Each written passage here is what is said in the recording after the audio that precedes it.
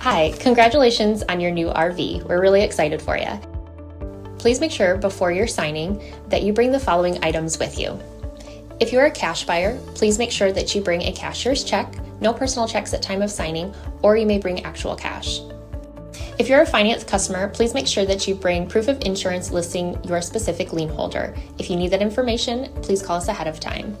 Also, make sure that you bring all valid driver's license of all persons that will be listed on the title. If you have a trade that you're trading in with us, please make sure that you bring your 10-day payoff as well as your title and all persons who will be listed on the title of that trade.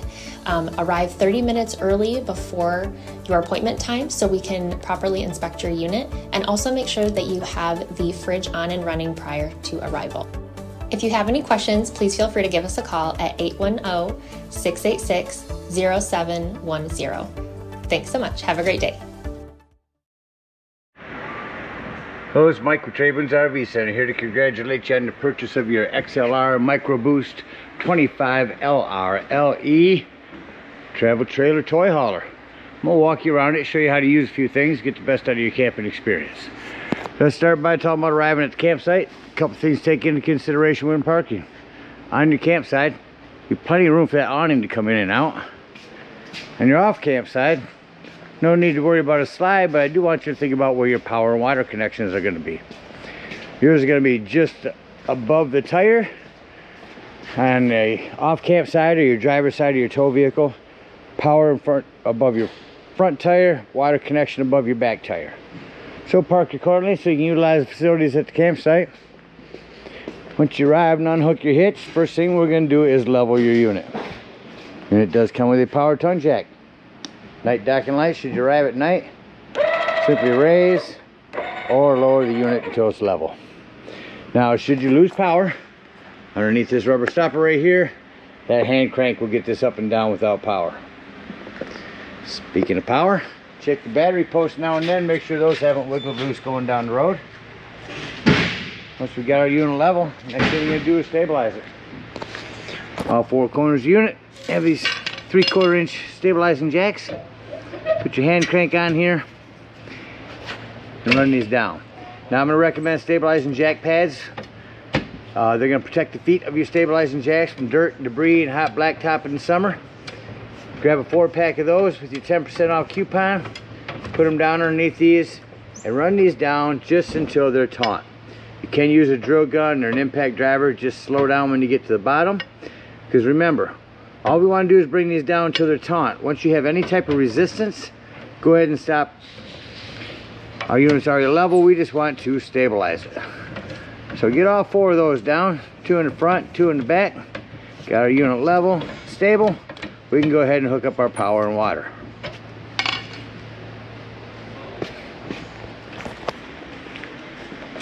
Got a big long 30 amp cord, plugs in the side over here. Where they go on now, they are a pistol grip. So they go in, turn it to the right, and then put on your black washer. At the end of that 30 amp service, should you need to plug into a 110 somewhere, there's a 30 to 15 amp reducer. Get your power plugged in, let's hook up our water.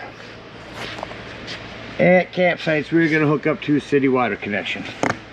First and foremost, your water pressure regulator. This water pressure regulator is going to reduce the water pressure to 40 to 50 psi, protecting lines in your unit. I always use this when putting fluid in here. Hook that up, hook up your hose, then go ahead and turn your hose on. Now I want you to go inside, open up your water taps. Once you got a nice steady flow of water going through all those, shut them off, then you can turn on your hot water heater. Turn it on indoors as well as door to fold down here, as well as have this at max. Then you would just turn it on here when your hot water heater is full, once you have water through all the lines. Now let's say we're going to go camping and we're not going to use city water, we're going to go dry docking, or boondocking as they call it. In that case, we're just going to fill up our freshwater tank. Now again, use your water pressure regulator. The way to tell that it's full is go inside and check the levels of your tanks. Once it shows your fresh water is full, remove that hose, and then you'll turn on your water pump when you want to utilize that water. Don't turn on your water pump when hooked up to city water. That is already pressurized. Alright, we got our power and water hooked up. I'm going to walk you around the rest of the outside of the unit, starting here on your off-camp side rear. This is a vent you can push out from indoors in case you got some fumes from your toys going on in there. Again, your hot water heater. Black tank flush, we'll talk about those when we dump our black and gray tanks. Cable and satellite. City water, fresh water. Freshwater drain is that white handle right down there. This is a flue for your furnace. Two things: one, make sure it's never blocked, and two, if you're running your furnace, steer clear of that. It does get hot. It's a vent for your microwave. Again, your power. Outdoor shower, your 751 keel, open that up for hot and cold shower. Get your low point drain underneath here. They are both right there. Underneath where it says low point drain. Down here is your galley tank and your sewage tank. That's where we'll dump those at. Your big pass-through storage area. Your propane does come with a cover and a regulator. Green means you got gas, turns red, switch it over. Battery disconnect. This will disconnect all the battery power to the unit. That'll come important later when I talk about your carbon monoxide propane detector. Again, the other side of your pass-through storage with your hitch work, your big awning, a couple of outdoor speakers here. You're all prepped for a TV. Snap a TV in here, cable and 110 there, and outdoor speakers. Another vent on this side. Leash link. And we've got your ramp and patio here. You're also prepped for a backup camera.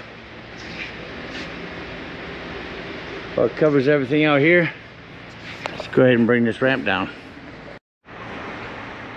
Alright, you'll have padlocks on these. Simply lift them up.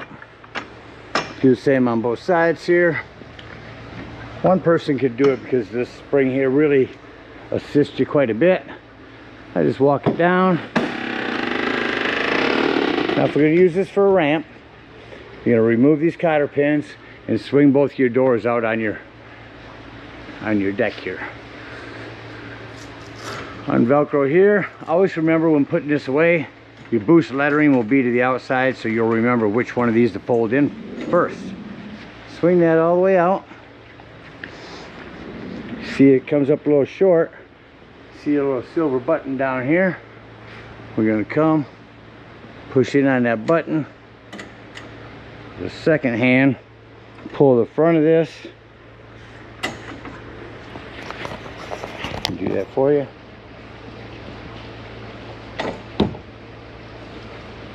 One hand will release it, other hand will pull this forward. Let me grab that for you. Alright, so push it on this. Bring this whole thing this way. I'll snap here.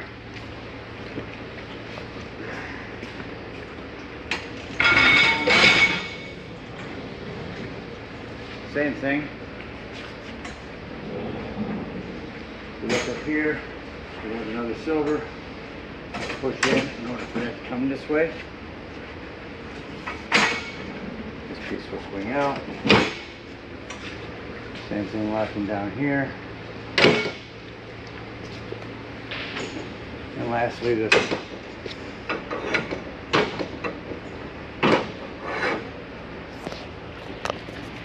There's your deck. Reverse the process, put everything back.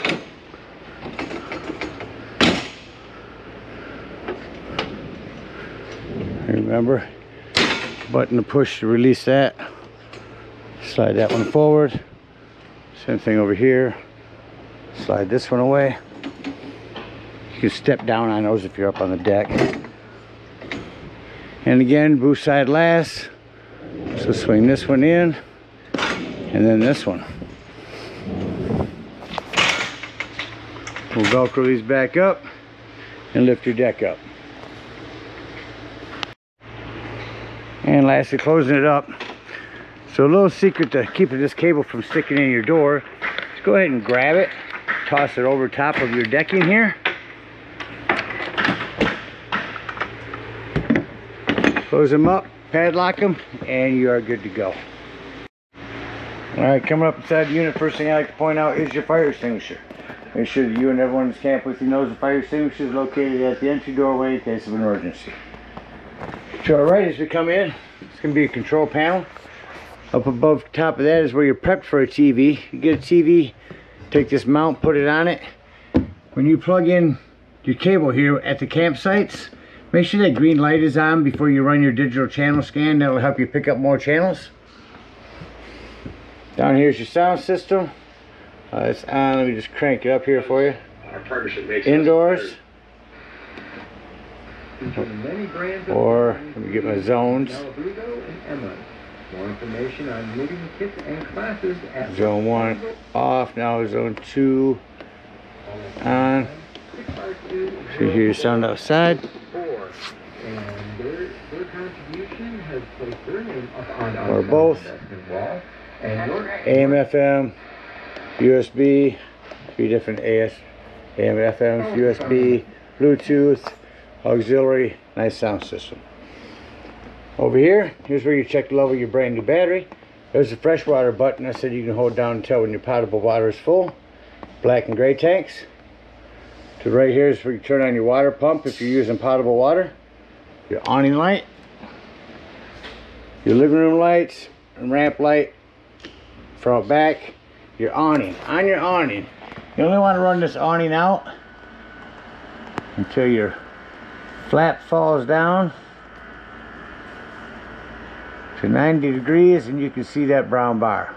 Now that will continue to run itself out and start running itself up backwards, so keep an eye on it when you run it out. Make sure you don't run it out further than you need to. Bring that back in. Below here is your fireplace. I can show you all the pretty colors, but the biggest thing is the heat. So if you're at a campsite and you're plugged in and it's chilly in here, instead of using up your gas, go ahead and crank up this electric heater. It will get it toasty in here in no time. So I can feel the heat coming off it right now. Running the awning the rest of your way.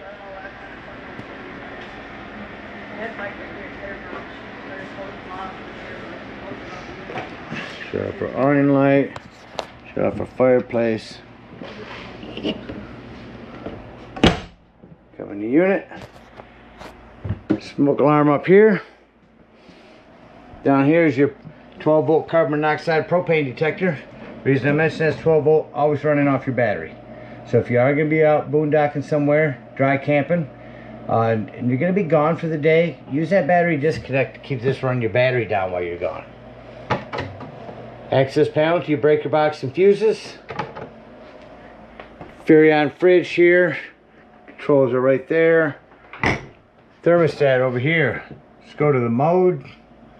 Turn that on. Get that on cool. Crank up your AC with a quick dump here. Shut that off.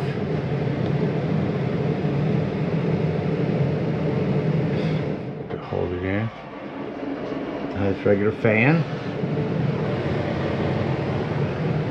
And lastly, we'll go down to heat.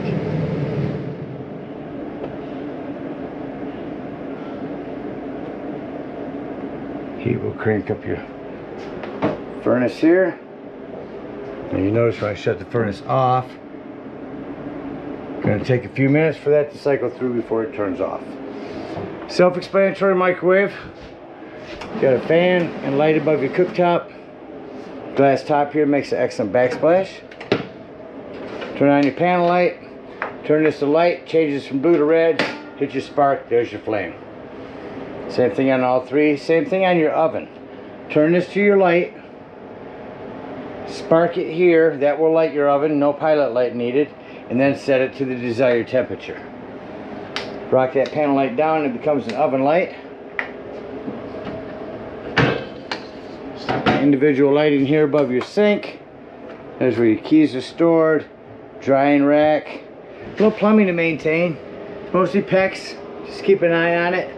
Make sure you haven't bounced anything loose going down the road. Finished talking about your garage area here in the end. More lighting here and USB port. Smoke alarm, smoke detector above your bathroom door here. For travel, make sure that your shower door is snapped open like this, or snapped closed in this case. 110 with GFCI reset is in your bathroom. More plumbing to keep an eye on. You do have a hand crank open power exhaust vent here. Back in our bedroom, prep for TV. There's a backer here, 110 in cable, 110 charging ports up there by our headboard, individual one-touch lighting up here. You have a little bit of storage underneath here, access to your outdoor storage as well as under your bed. Lighting here. And here's where you turn on your hot water heater. If you're turning it on outdoors and once it is full of water, this can be able to be turned on and off here. Out here is your solar charge pole controller. I will send you a separate video from GP Electric. I'll tell you how to control this. This is really just keeping your solar panel from overcharging your batteries.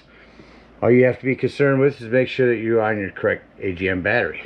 Here's the vents I told you about from indoors. You can open them up, got a little air in here. Several ways to set up in your bunk area here. So I've got the cushions taken down in your garage, I'm saying. You can take this whole piece here, put it up against the wall, bring this strap over, strap from down there, fold your feet in and have this whole area. You set them both like that. You set it back down. Take this table.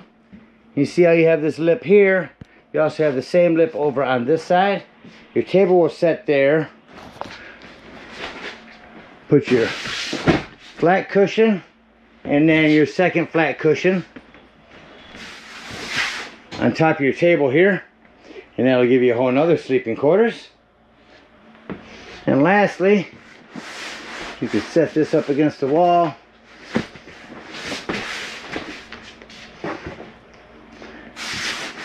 With the curved seat there. Another way to do it is the seating here. I'll show you real quick how to bring your top bunk down here. Alright, so we've got two handles on this. And cotter pins. Remove your cotter pin in each corner. Grab the back, pull straight down. And the front one comes out. Just that quickly, you've got your top bunk down. Alright, that about covers everything in here. Gonna act like we're leaving the campsite. Close the unit up. Start by shutting off a lot of interior lighting that I know is individual.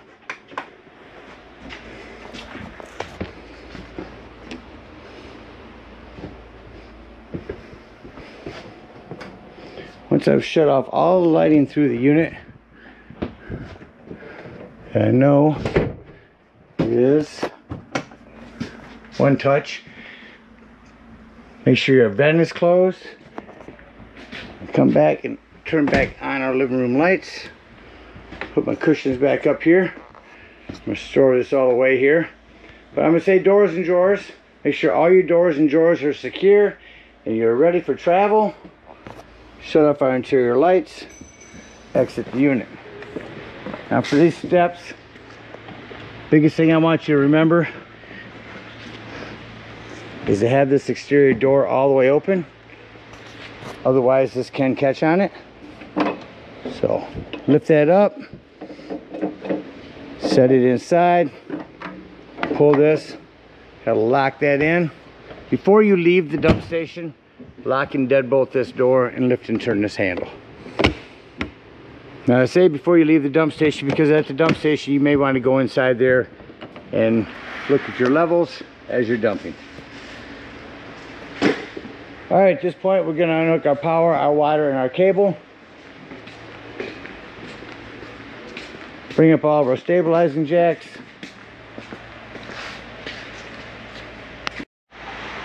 All right, if we are out boondocking, I'm going to get up underneath here and pull that fresh water drain back there. Otherwise, bring up your stabilizing jacks, hook up your hitch, and head on up to the dump station. At the dump station, park accordingly. Your dump is going to be toward the front of the unit on the driver's side of your tow vehicle. Got 10-foot hose. Arrive, hook it up, and pull your black handle.